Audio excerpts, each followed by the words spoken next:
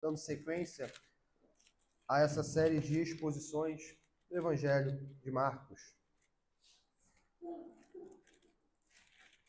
Marcos, capítulo 2.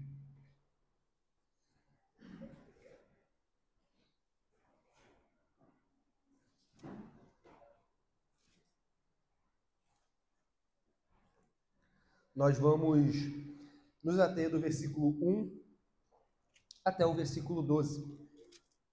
Antes, como costumamos fazer, uma breve introdução. Nós vimos no livro de Marcos, no primeiro capítulo, diversas curas. Nós vimos o Senhor Jesus sendo antecedido por João Batista. Nós vimos o Senhor Jesus recebendo o batismo. Nós vimos isso tudo. E algo vai ser contrastado entre o capítulo 2 e o capítulo 1. O que será contrastado? Se nós olharmos o capítulo 1 todo, nós vamos ver nenhuma oposição humana até então. Nós veremos oposições dos demônios. Nós vemos Satanás tentando Jesus, nós vemos demônios se manifestando na sinagoga, mas até então, nessa parte do ministério de Jesus, aqui relatada em Marcos, nós não temos oposição. Contudo, no capítulo 2, nós vamos começar a ver, o capítulo 2 já nos traz isso, oposições. E essa oposição, ela vai ser gradacionada. Ela vai começar, e a gente vai ficar só no texto de hoje, que é a nossa intenção, na cura do paralítico, em os escribas arrazoando no coração. Depois isso vai se tornar na fala, nos próximos sermões, e essa oposição vai ficando cada vez mais frontal, de maneira que aquilo que nasce no coração começa a ser externalizado, que é o que é de costume. Se nós não nos arrependemos do nosso pecado, aquilo que nós ficamos maquinando no nosso coração, ainda que ninguém saiba, ainda que a gente possa entender, que consigamos esconder, uma hora ou outra, nosso coração irá fomentar tanto esse pecado que nós vamos externalizá-lo. E é isso que vai acontecer ao longo do Evangelho de Marcos. Hoje nós vamos estar com aquilo que está apenas no coração dos escribas. Apenas no coração dos escribas. E isso vai ser um dos textos que nós vamos ver Jesus manifestando a sua plenamente ali, uma parte, um atributo divino, que é a sua onisciência. Como Deus, ele sabe o que passa nos corações dos escribas. E nós vamos nos ater então a essa parte, dando mais ênfase do versículo 6 até o versículo 10, que é o ponto da narrativa, em que é o ponto controvertido. E nós vamos ver isso. Versículo 1, capítulo 2, versículo 1. Diz assim a palavra de Deus em Marcos. Marcos 2, versículo 1. Dias depois, entrou Jesus de novo em Cafarnaum e logo ocorreu que ele estava em casa. Muitos afluíram para ali, tantos que nem mesmo junto à porta eles acharam lugar, e anunciavam-lhes a palavra. Alguns foram ter com ele, conduzindo um paralítico, levado por 4 homens. E não podendo aproximar-se dele por causa da multidão, descobriram o eirado no ponto correspondente ao que ele estava e, fazendo uma abertura, baixaram o leito em que jazia o doente. Vendo-lhes a fé, Jesus disse ao paralítico: Filho, os teus pecados estão perdoados. Mas alguns dos escribas estavam assentados ali e arrazoavam em seu coração: por que fala este deste modo? Isso é blasfêmia. Quem pode perdoar pecados, senão um, que é Deus? E Jesus, percebendo logo por seu espírito que eles assim arrazoavam, disse-lhes: por que arrazoais sobre estas coisas em vosso coração? Qual é mais fácil, dizer ao paralítico: estão perdoados os teus pecados, ou dizer: levanta-te, toma o teu leito e anda? Ora, para que saibais que o Filho do Homem tem sobre a terra autoridade para perdoar pecados, disse ao paralítico: eu te mando, levanta-te, toma o teu leito e vai para a tua casa. Então Ele se levantou e, no mesmo instante, tomando o seu leito, retirou-se à vista de todos, a ponto de se admirarem todos e darem glória a Deus, dizendo: jamais vimos coisa assim. Meus irmãos, logo no primeiro versículo, nós vemos que Jesus está novamente em Cafarnaum, dias depois. É isso que o evangelista vai nos retratar. Passou alguns dias, Jesus volta a Cafarnaum e ele está em casa. E nós voltamos a uma discussão em que teólogos vão debater sobre a casa de Jesus. Jesus morava com Pedro, Jesus tinha uma casa. Isso não é propósito do evangelista. Isso também não vai ser nosso propósito. A grande questão é que Jesus está em casa. Jesus está agora no seu lar. E o que Jesus faz em casa? Nós estamos vendo Jesus no ministério público. Nós vimos Jesus na casa de Pedro, em que a sogra estava doente. Mesmo assim, ele não cessa de fazer o bem. Depois nós vimos Jesus saindo da casa da sogra de Pedro e pregando o evangelho. Em nome disso, mostrou e pregou Jesus Cristo, pregando por toda a Galileia também. E agora Jesus está em casa. O que ele faz em casa? O que Jesus faz em casa? Ele prega também. Em casa, Jesus prega. Se nós falamos da hospitalidade cristã, nós temos um modelo. Muitas vezes nós não conectamos a hospitalidade cristã com Cristo. Nós conectamos talvez com algumas mulheres do Antigo Testamento, do Novo Testamento, mas Jesus Cristo era hospitaleiro. Nós vemos isso em Marcos. Nós vemos Jesus Cristo em casa, abrindo a sua porta e colocando a sua casa à disposição do reino de Deus, a ponto de até mesmo uma parte do seu telhado ser tirada. E ele não repreender ninguém sobre isso. É claro que existe um episódio aqui singular de ter um paralítico, né?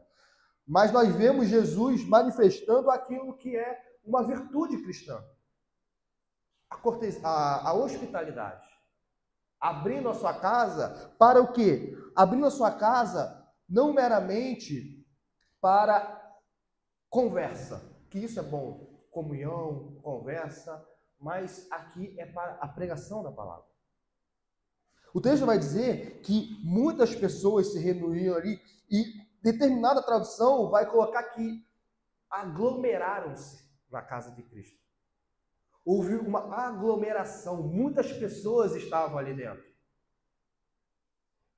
Nós podemos imaginar, possivelmente, Jesus começando a pregar e, à medida em que ele estava ali ensinando, as pessoas, uma ou ia sabendo que Jesus estava ensinando, que a porta da casa estava aberta, pronta para receber mais pessoas, e mais pessoas iam chegando, mais pessoas chegando. É isso que vai, por exemplo, apontar o versículo 4, ou melhor, o versículo 3, por quê? Porque quando esses homens com o paralítico vão até a casa de Cristo, eles já não conseguem mais entrar, porque já está cheio.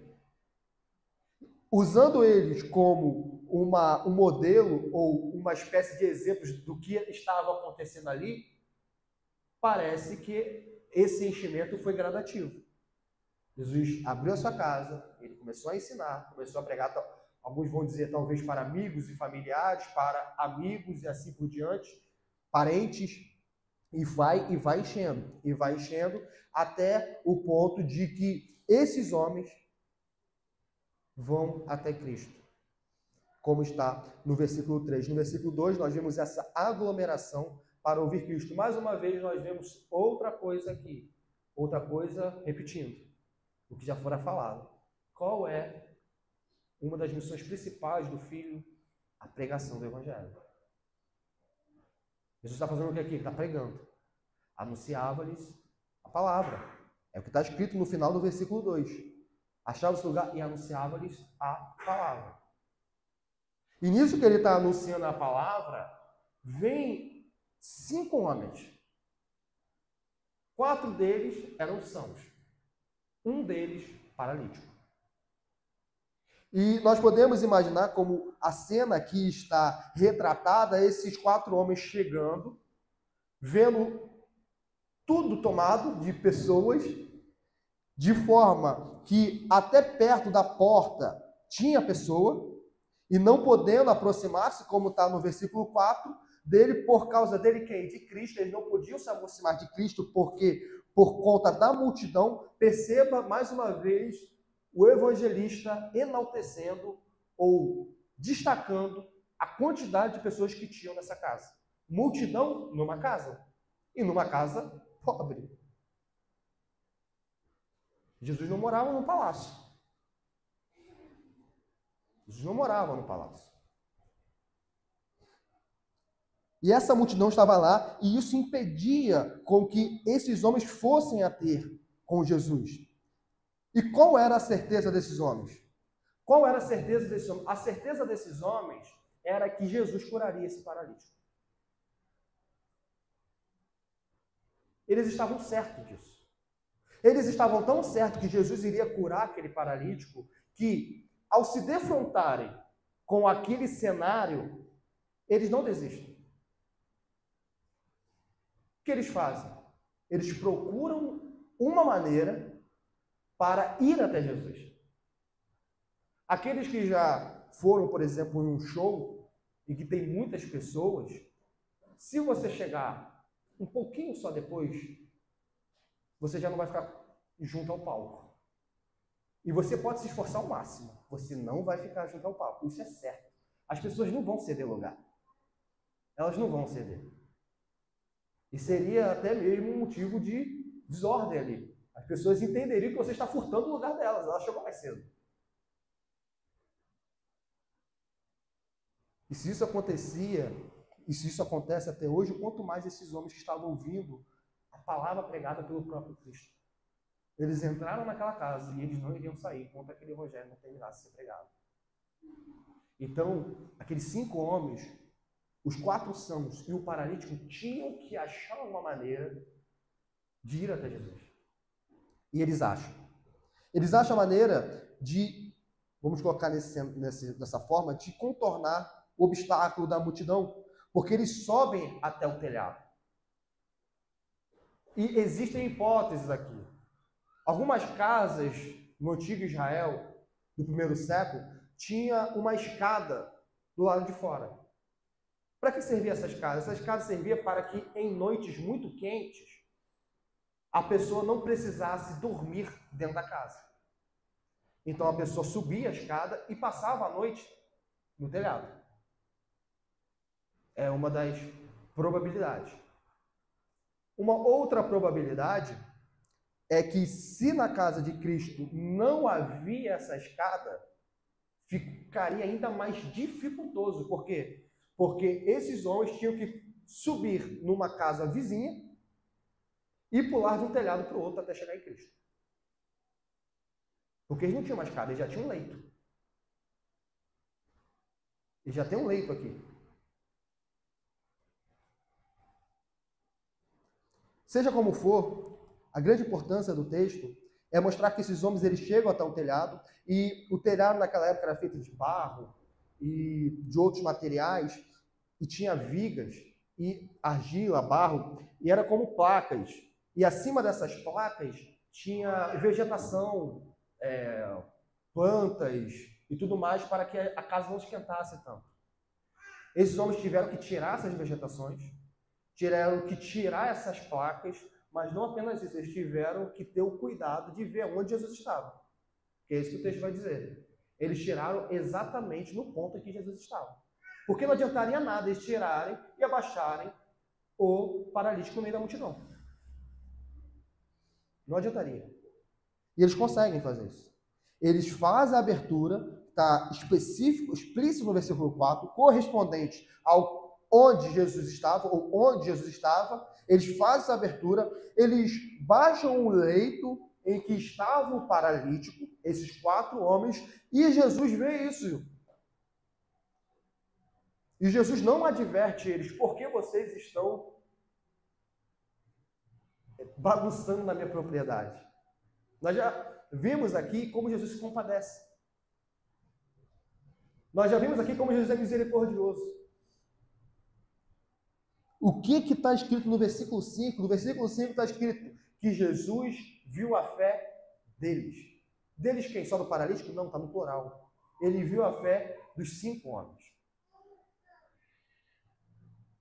Por quê? Porque o paralítico não conseguiria chegar até Cristo. E se o paralítico não conseguia chegar, a fé do paralítico apenas sozinha, vamos colocar dessa forma, não iria fazer com que ele fosse até lá. ele precisava de outras pessoas que também crescem em Cristo. Ele precisava. E essas pessoas, de fato, acreditavam em Cristo a ponto de se esforçarem e de se colocarem na situação de receberem a advertência. Nós estamos 2000 anos depois, nós sabemos muito bem que Cristo não advertiu eles por conta desse ato, mas eles poderiam receber a advertência. Eles não sabiam como Cristo iria agir. Mas eles se colocaram nessa posição porque eles queriam que aquele homem fosse curado. Muito pode a fé. Uma das primeiras lições que nós vemos nesses primeiros versículos é que a fé, ela tem o poder, porque Deus dá esse poder à fé, porque Deus usa a fé como instrumentalidade de conduzir outras pessoas a Cristo. É por isso que nós batizamos nossos filhos. Nós batizamos nossos filhos por quê? Por causa da fé dos pais. E nós sabemos que ordinariamente a fé dos pais conduz os filhos a Cristo. Ordinariamente. Mas não somente na questão de pai e filhos, mas na questão também de amigos. Aqui não fala se era amigo, não fala se era parente. Mas nós vemos a importância da comunhão e da amizade para que esse homem não recebesse apenas, meus irmãos, esse homem não recebeu apenas a cura. Nós vamos ver isso, nós já lemos isso, ele recebeu o perdão dos pecados.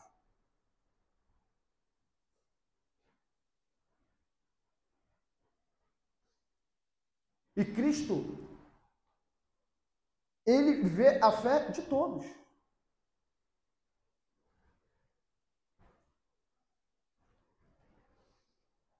Muitas das vezes, nós não temos a fé desses amigos. Vamos usar o termo amigos, mas a Cristo não fala que é amigos. Né? Amigos do paralítico.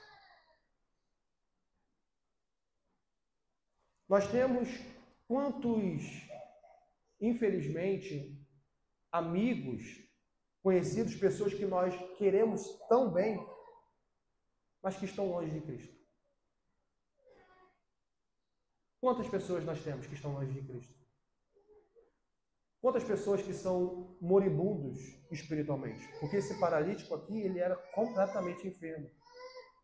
A ponto de que alguns estudiosos vão dizer que a forma que ele está no leito, como ele precisa de 4 homens, possivelmente não se pode descartar a hipótese de estarmos trabalhando um tetraplégico.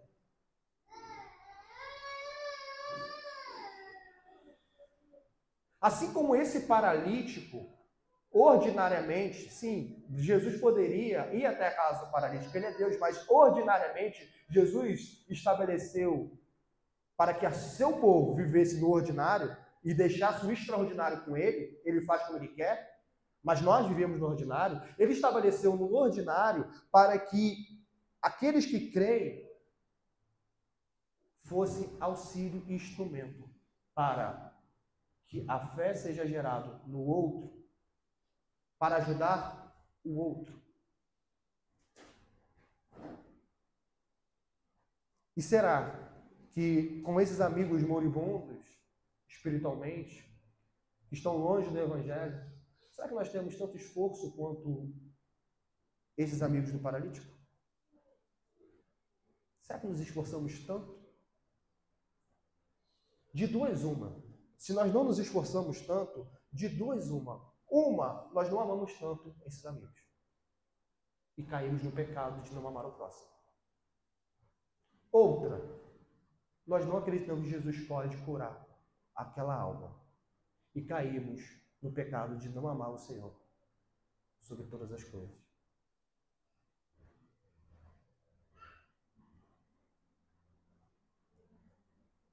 Meus irmãos, esses homens levam a Cristo paralítico e no final eles entendem que a responsabilidade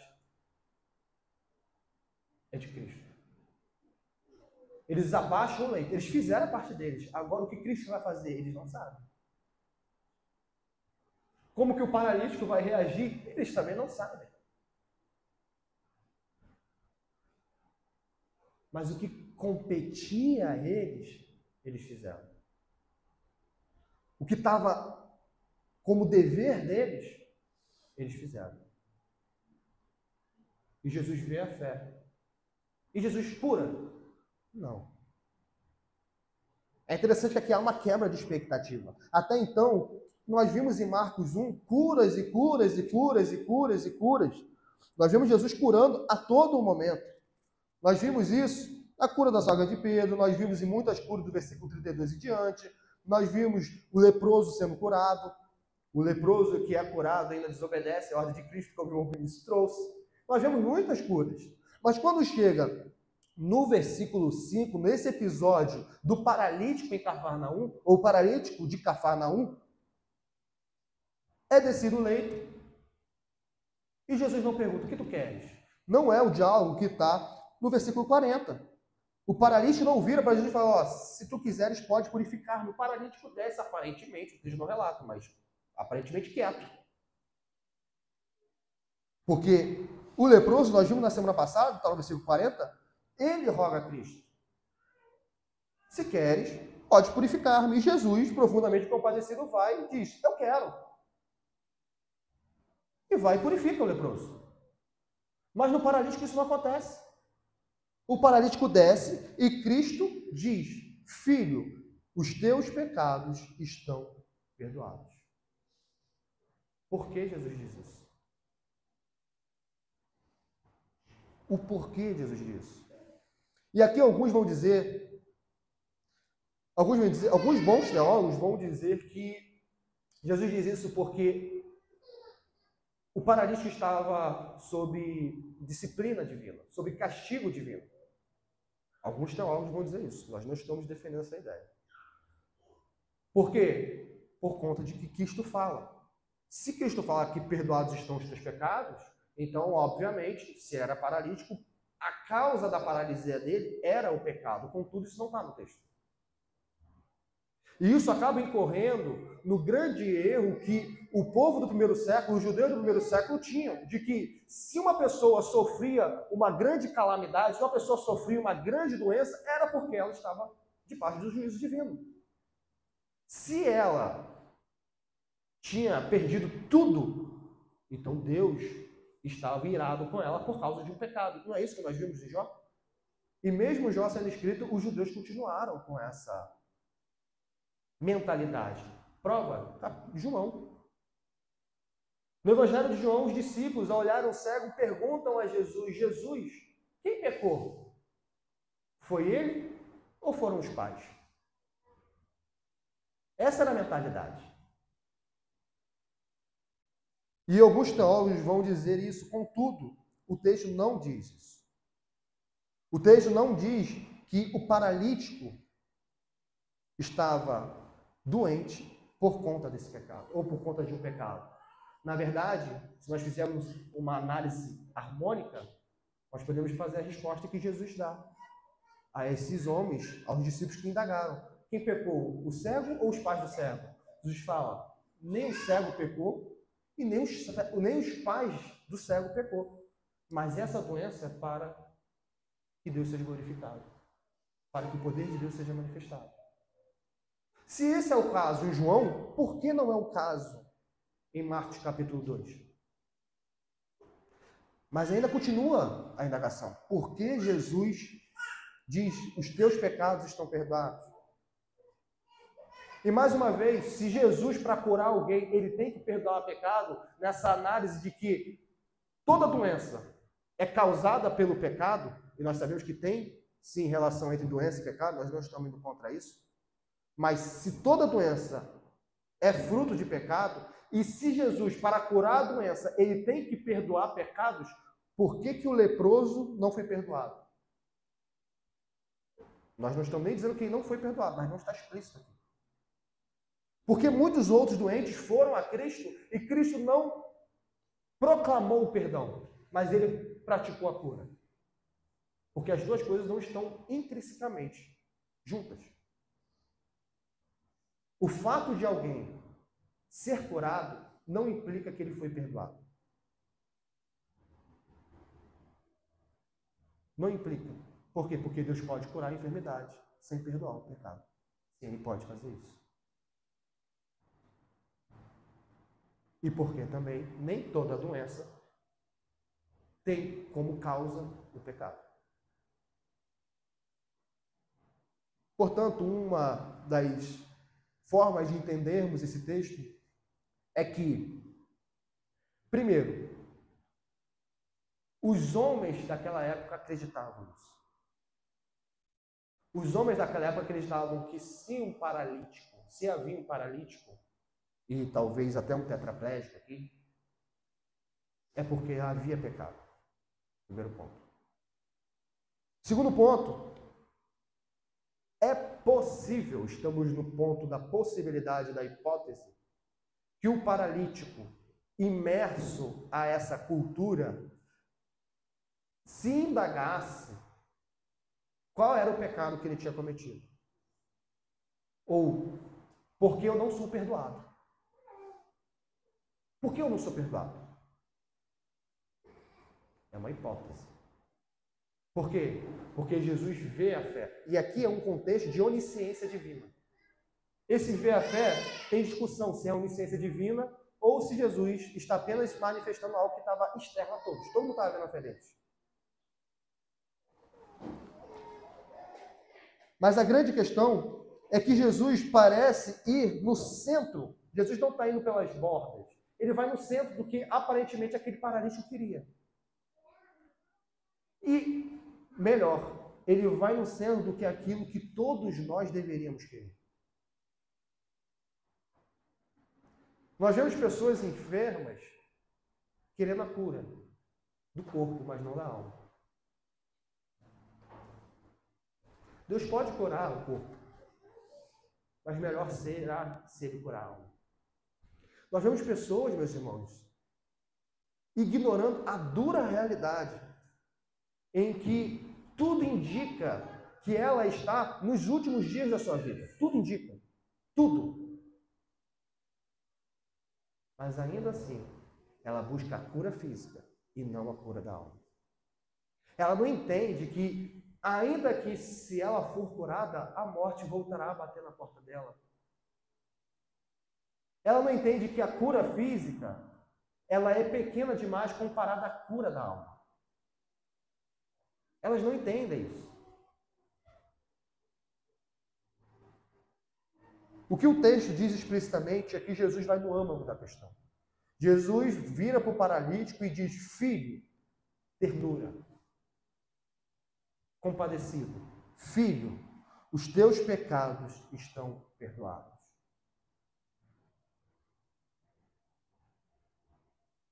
Mas, o texto prossegue. Alguns escribas não estavam contentes com isso. Mas alguns dos escribas estavam assentados ali e arrazoavam, e cogitavam, e pensavam, ruminavam. Onde? Em seus corações. Eles não estavam conversando entre si. Se nós estamos lendo esse texto e entendemos que os escribas estavam conversando entre si, isso, estamos lendo errado. O texto fala que os escribas estavam pensando isso no coração. É íntimo, ninguém sabe. Ninguém sabe. E o que eles estavam pensando? Por que fala ele deste modo? Isso é blasfêmia.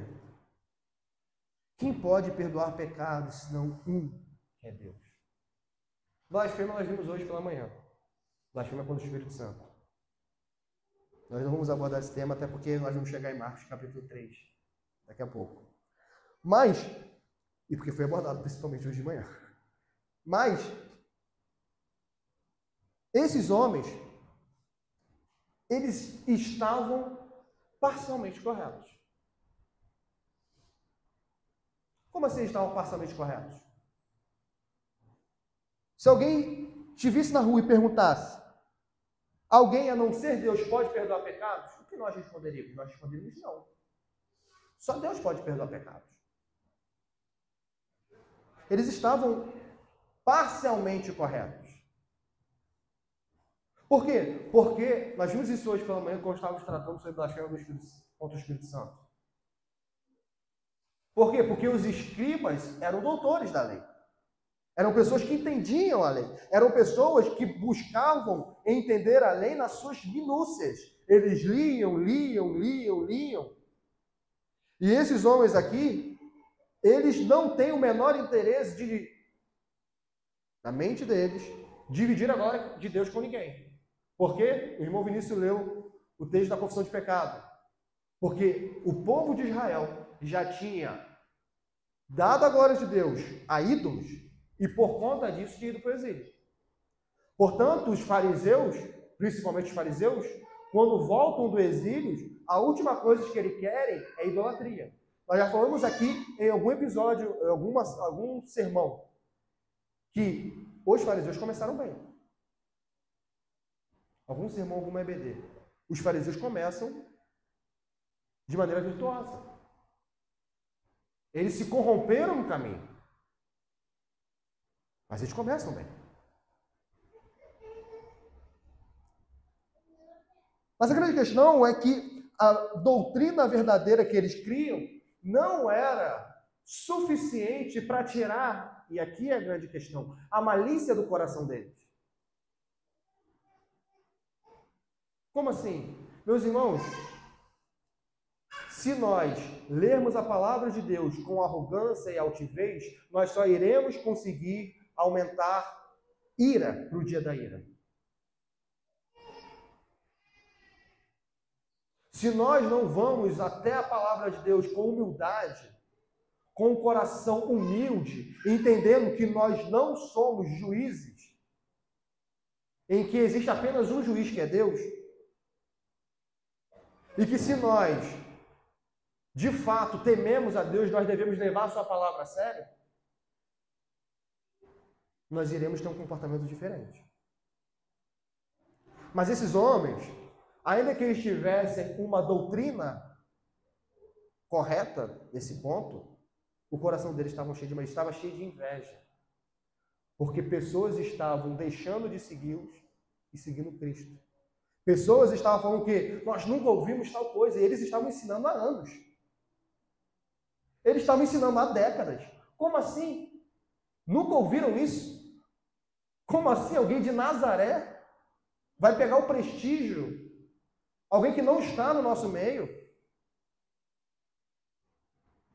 E nós vamos ver essa construção da inveja dos escribas sendo cada vez mais piorando, gradacionando para crescendo. Esse é o termo, se desenvolvendo. Eles não perguntam a Jesus, que é o correto. Meus irmãos, se nós não queremos ser como os escribas, se nós vemos alguma coisa sendo ensinada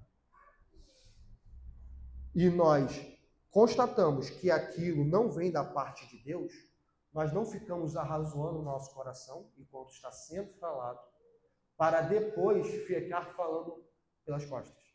Nós não fazemos isso. Isso não é coisa de filho de Deus. Nós, se for situação oportuna, levantamos a mão e perguntamos. Se foi inoportuno, porque devemos ter consciência de que pode ser inoportuno, procuramos a pessoa depois e perguntamos: o que você quis dizer? É o que tem até no direito de você considerar a pessoa inocente até que ela se prove o contrário. Você não pode já emitir um juízo. E o que eles fazem? Eles emitem um juízo. Eles falam que Jesus está blasfemando. Eles falam que Jesus está pecando contra Deus.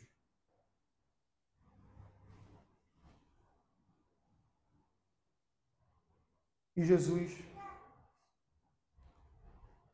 percebendo logo, versículo 8, por seu espírito, ou seja, na sua alma, seu íntimo, a gente não pode passar o Evangelho de Marcos, ou qualquer exposição do Evangelho, e não destacar algo que nós vemos no catecúmeno, por exemplo, que Jesus tem uma alma racional. Jesus tem uma alma racional. Espírito na sua alma, no seu interior. ele percebe logo por seu espírito, mas aqui é no seu interior, né? Não está conectado à alma. No seu interior, ele percebe no seu interior que eles assim arrazoavam, dizendo-lhes, e disse-lhes, por que arrazoais sobre estas coisas? Onde? Em vosso coração.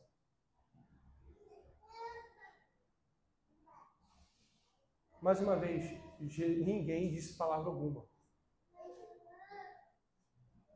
Isso aqui mostra o atributo divino de Jesus. Imagina, em um dia, talvez hoje, esperamos que não seja hoje ou em algum dia, nós estamos aqui durante o sermão sendo exposto, e a nossa cabeça está em outro lugar. Não falamos nada para ninguém. Está tudo acontecendo aqui e nossa cabeça está nos afazeres. Nossa cabeça está na quarta-feira. E aí vira aquele que está falando e diz, por que você pensa naquilo que você está pretendendo fazer na quarta-feira de manhã? A pessoa pula. A pessoa estremece. Isso não é possível hoje, meus irmãos. Nós estamos falando do Filho de Deus. Nós estamos usando como uma ilustração. É isso que acontece com os escribas. Eles estavam razoando em seu coração e Jesus então interpela eles algo que eles nem ao menos disseram.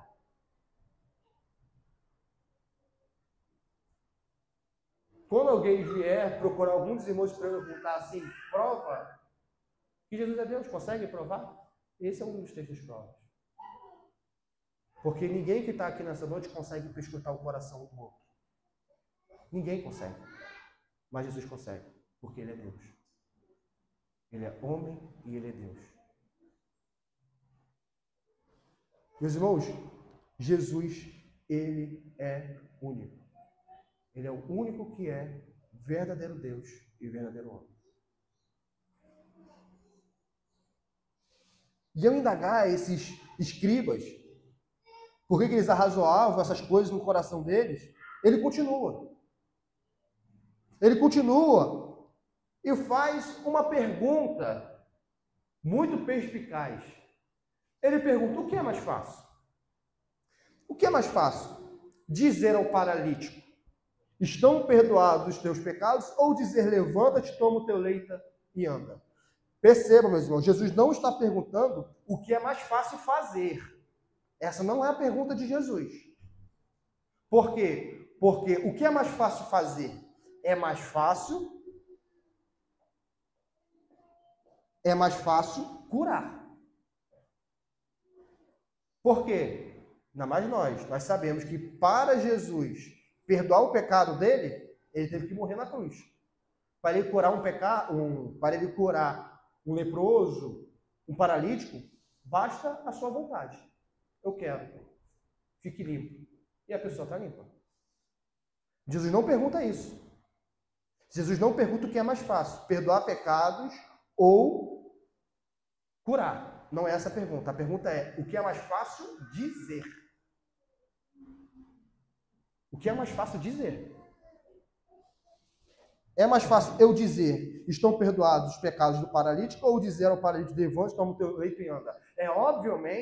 Obviamente é mais fácil dizer, perdoados estão os teus pecados. É isso que os escribas pensariam. É fácil dizer, porque mostra que os pecados do paralítico estão perdoados. Qual é a evidência? É fácil você falar isso, Jesus. É fácil o Senhor falar isso. É muito fácil. Eu quero ver curar esse paralítico. E quando Jesus vai seguir e vai curar, há algo aqui entrelaçado. O que nós começamos a falar no início dessa sessão do sermão? Que eles acreditavam que doenças graves estavam conectadas a pecado. Nós falamos isso no começo dessa sessão. Portanto, se Jesus cura uma doença grave, é porque ele tem poder para perdoar pecados. Isso deveria ser ponto pacífico na mente deles. Deveria ser ponto pacífico. Se fosse necessário apenas provas para uma pessoa crer, isso aqui seria suficiente para eles crerem. Mas não é necessário prova, é necessário um novo coração. Porque Jesus dá incontáveis provas em todo o Evangelho que ele é o Filho de Deus. E as pessoas continuam negando Cristo.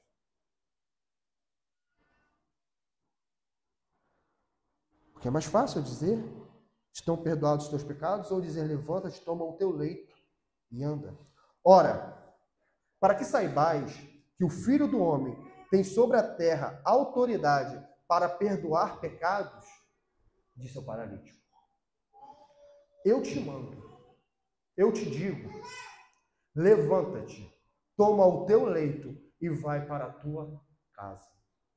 E no mesmo instante, então, ele se levantou e no mesmo instante, tomando o leito, retirou-se à vista de todos.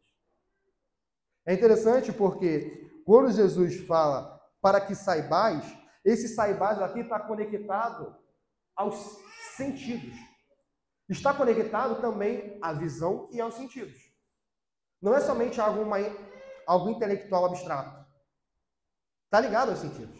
Para que vocês vejam que eu tenho poder e autoridade para curar esse paralítico e para perdoar pecados, para que vocês entendam que o Filho do Homem tem autoridade sobre a terra para perdoar pecados, para que vocês vejam isso, paralítico, levanta, toma o teu leito e vai para a tua casa. E o texto no versículo 12 diz que ele se retirou mais uma vez, à vista de todos. Esse saibais está conectado à visão também. E, obviamente, a vista de todos está conectada à visão. Por que Jesus faz isso? Porque primeiro, ele se compadeceu do paralítico e ele quis perdoar o paralítico. Primeiro ponto. Segundo ponto, nós estamos vendo em vários sermões que Jesus, quando cura, ele está provando que ele é filho de Deus.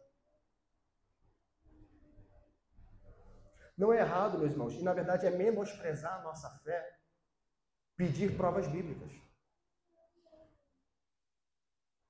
Não é errado pedir provas bíblicas. É errado pedir prova de um ímpio. Se tu és Deus, então faça chover fogo do céu. Isso é pecado. Isso é pecado. Agora, o que Jesus está fazendo, a gente precisa ter isso no nosso coração. O que Jesus está fazendo aqui, Maomé não fez. O que Jesus está fazendo aqui, nenhum líder de nenhuma religião fez.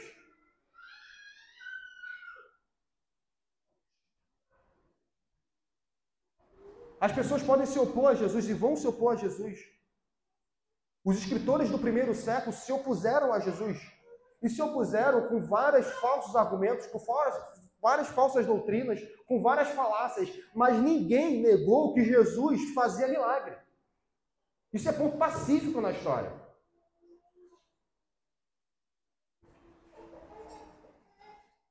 Jesus fazia milagres. E se ele fazia milagres, e se ele fazia o que fazia a ponto dele fazer com que um paralítico, talvez um tetraplégico, voltasse ao seu pleno vigor em um instante, é porque ele tem poder. Jesus não é um charlatão. Jesus não é esses charlatões que estão nas igrejas por aí, dizendo que tem poder para curar, mas eles só curam dorzinha de cabeça. Quando ele vê alguém de maneira muito enferma, ele ignora.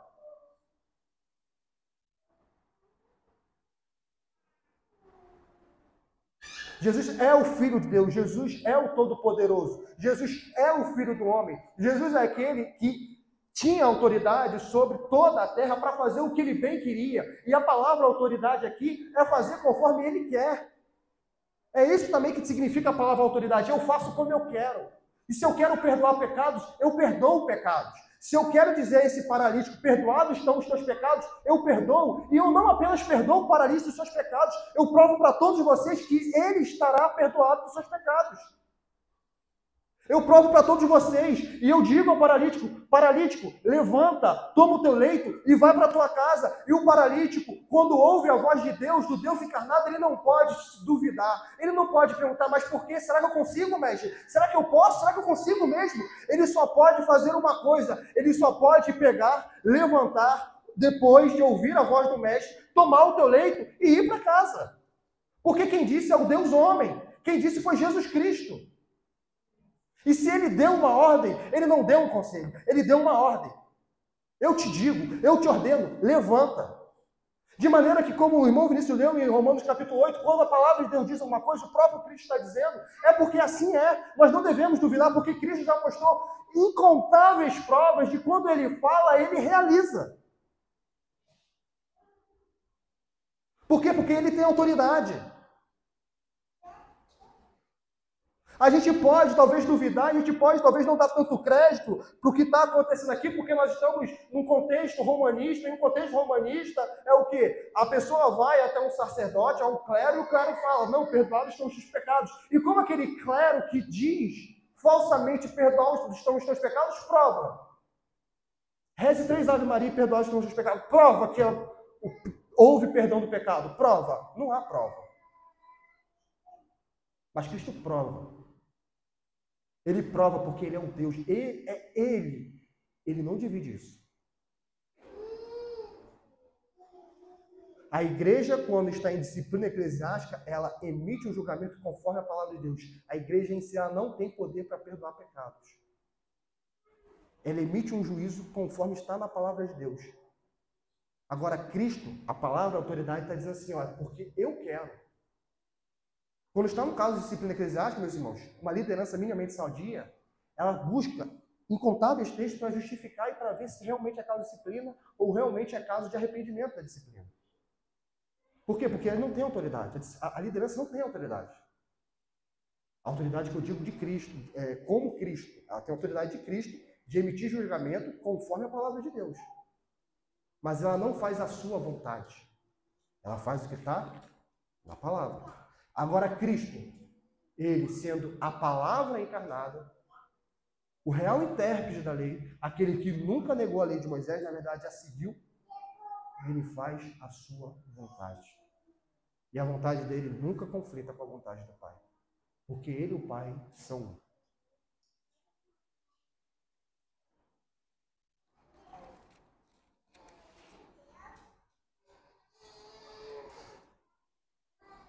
Então, ele se retira à vista de todos, a ponto de haver aqui, mais uma vez, uma admiração. A ponto de se admirarem todos e darem glória a Deus. Dizendo, mais uma vez, visão, jamais vimos coisa assim. Jamais vimos coisa assim. O que Cristo fez não é qualquer um que faz.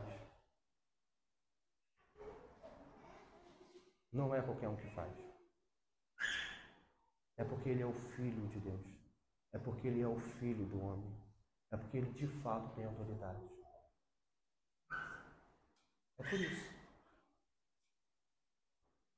E por que Jesus usou Filho do homem? Por que ele não disse para que saibais que o Messias ou o Cristo tem poder? Nós já falamos isso. Tem um segredo messiânico envolvido. E que Cristo, por várias razões, uma das razões, nós vimos no sermão passado, irmão Vinícius, é para que não haja uma aglomeração, como acontece, em que até dificulta Jesus a pregar. Por quê? Porque o leproso falou o que não deveria falar. Depois Jesus tem que ficar o quê? Publicamente nas cidades, não mais na cidade, mas em lugares ermos. Esse é um dos pontos. E o segundo ponto é porque os judeus tinham um entendimento errado do que era Messias. Eles tinham esse entendimento equivocado. E até que Jesus chegasse ao ponto em que todos soubessem o que é o verdadeiro Messias, da boca do verdadeiro Messias, ele não iria revelar sua identidade. Mas o que é o Filho do Homem? Nós vemos o Filho do Homem em Ezequiel, o irmão Vinícius leu aqui. Mas esse texto aqui não está conectado a Ezequiel, porque ele está falando de autoridade. Ele está conectado a Daniel. Vamos abrir Daniel capítulo 7.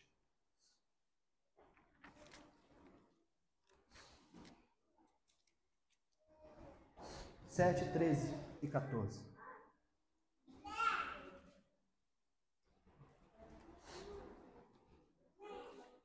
Diz assim, Daniel 7, versículo 13 e 14.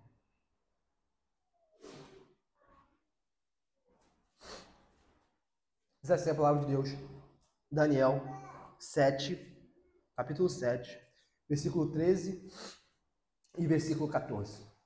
Eu estava olhando nas minhas visões de noite, e eis que vinha como as nuvens do céu, como o filho do homem, e dirigiu-se ao ancião de dias, e o fizeram chegar até ele. Foi dado para quem? Ao filho do homem. Foi-lhe dado domínio e glória e o reino, para que os povos, nações e homens de todas as línguas fizessem o que? O serviço.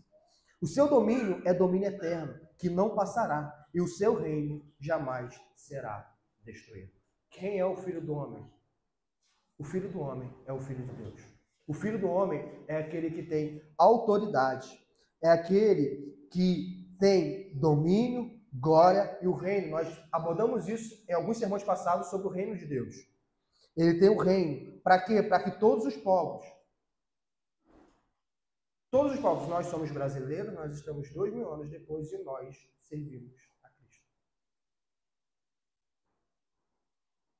Todos os povos e homens de todas as línguas servissem a Ele. E o domínio de Cristo não é domínio que passa, não é o domínio de Herodes, não é o domínio de Nero, não é o domínio de Trump, não é o domínio de Lula, não é o domínio de qualquer governante, porque todos eles passam. O domínio de Cristo é aquele que é eterno, de forma que quantos reis se opuseram a Cristo? Quantos filósofos, por exemplo, da era iluminista disseram: agora estamos na era da razão. Cristo daqui a 200, 300 anos, ninguém mais falará. Ninguém se lembra mais deles, mas todos continuam a invocar o nome de Cristo. Porque o reino dele, o poder dele, o domínio dele é eterno e não passará. E o reino dele jamais será destruído. Na verdade, o reino dele está vindo para destruir todos os reinos dessa terra e estabelecer a paz completa e julgar os impenitentes. Assim como todos se maravilharam, que nós também nos maravilhemos, admiremos a glória do Filho e rendemos glórias a Deus. Algumas aplicações, meus irmãos. Algumas aplicações já foram ditas durante o sermão, mas vamos recapitulá-las. Primeiro, meus irmãos, nós devemos ser hospitaleiros. Nós não dizemos que nós somos imitadores de Cristo? Devemos ser hospitaleiros. Mas minha casa é tão pequena, a casa de Cristo também era. A casa de Cristo também era. Cristo era pobre. Nunca esqueçamos disso. Nunca esqueçamos. Mas ele abriu as portas. E quando estamos falando de hospitaleiros, meus irmãos, nós não estamos necessariamente falando de hospitalidade para a igreja. Abrir suas portas para que tenha evento da igreja na sua casa. Isso seria muito bom se acontecesse, mas não é esse o ponto. O ponto aqui é hospitalidade até mesmo para pregar o Evangelho.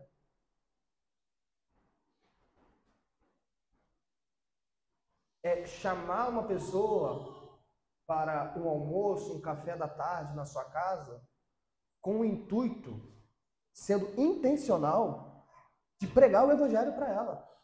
Porque no trabalho você não consegue. E você já desenvolveu uma certa amizade com ela. Você já desenvolveu um certo relacionamento. Então faça na sua casa. Pregue o Evangelho. Anuncie o Evangelho. Nós somos testemunhas. Nós somos testemunhas. Mas eu não consigo na minha casa por infindáveis razões. Marque em algum lugar. Mas vá. vá, anuncie. Faça com que a sua fé leve outras pessoas à fé. Não é isso que nós vemos? Nós vamos para a segunda aplicação. A primeira é a hospitalidade, a segunda é faça com que a sua fé leve outros à fé. 4 homens tiveram fé. E qual o resultado que foi feito? Um paralítico foi não apenas curado, ele foi perdoado. Se ele foi perdoado é porque ele era culpado. Se ele foi perdoado é porque ele era culpado. E o destino daquele paralítico seria muito pior do que toda a sua paralisia. Porque ele iria para o inferno.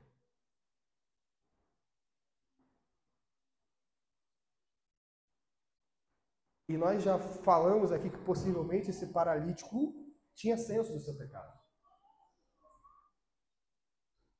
Meus irmãos, no século XXI, quantas pessoas ainda que, devido a falsas razões, a falsas filosofias, possam suprimir a verdade pela injustiça, dizendo que ela não tem pecado, ou dizendo que ela não tem culpa, porque culpa é algo da cristandade, que imprimiu isso para domínio.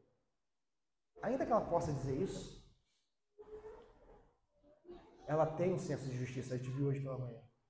E ela sabe que ela é pecadora. Existe um senso de culpa.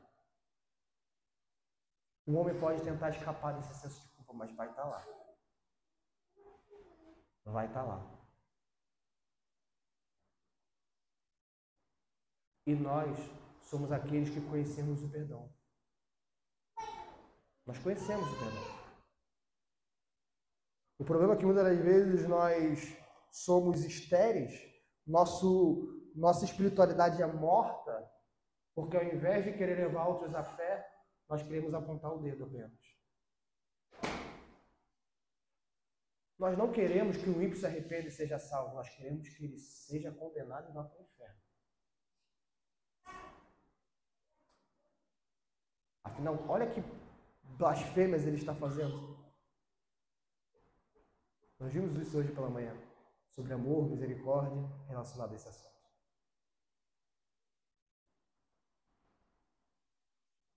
Meus irmãos, Jesus salvou Paulo, que fazia com que cristãos blasfemassem.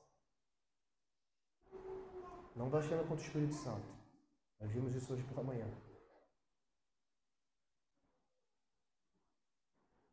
Jesus salvou Paulo. Jesus salvou a mim e a você.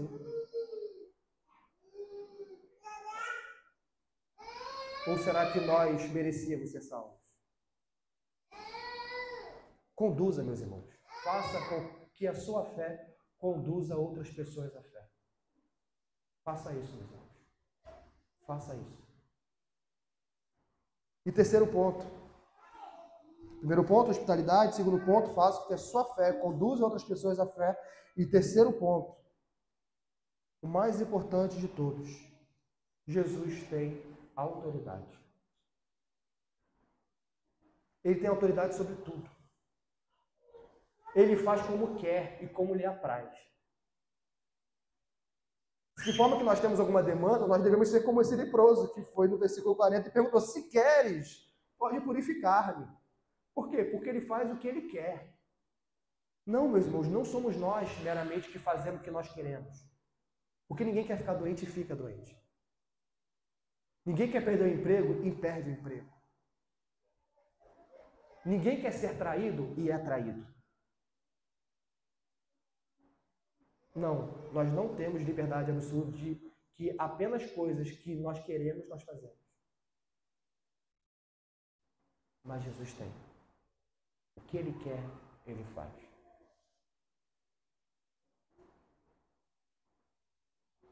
E nós sabemos que Jesus é um mestre que se compadece profundamente. É um mestre, mais uma vez, que não lança fora quem chega a ele.